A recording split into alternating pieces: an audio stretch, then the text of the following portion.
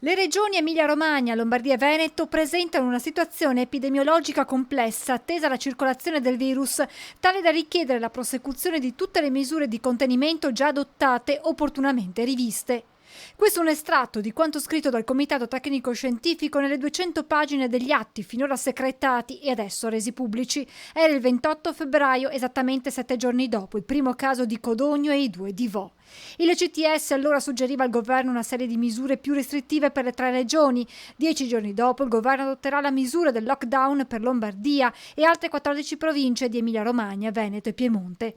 5 verbali che ripercorrono la storia dell'emergenza nel nostro paese attraverso le analisi degli esperti del comitato che hanno indirizzato poi le decisioni del governo.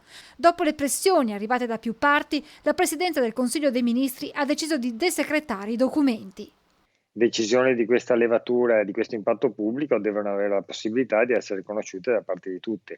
D'altro canto non c'è assolutamente nulla da nascondere, anzi ci mancherebbe anche altro. Gli atti in quanto tali devono essere resi pubblici perché sono la fonte di riferimento poi per le scelte politiche che devono tener conto naturalmente di tutti gli approfondimenti scientifici che sono stati fatti. E le indicazioni del Comitato Tecnico Scientifico continuano a guidare le scelte del governo anche in vista del prossimo DPCM che dovrebbe vedere la luce tra sabato e domenica con disposizioni in vigore già da lunedì 10 agosto. Restano confermate le misure di prevenzione come uso della mascherina, distanziamento e igienizzazione delle mani, via libera alle crociere e alle fiere, stop invece per stadi e discoteche, novità già anticipate dal ministro Speranza per i mezzi pubblici con il ritorno della distanza tra i passeggeri.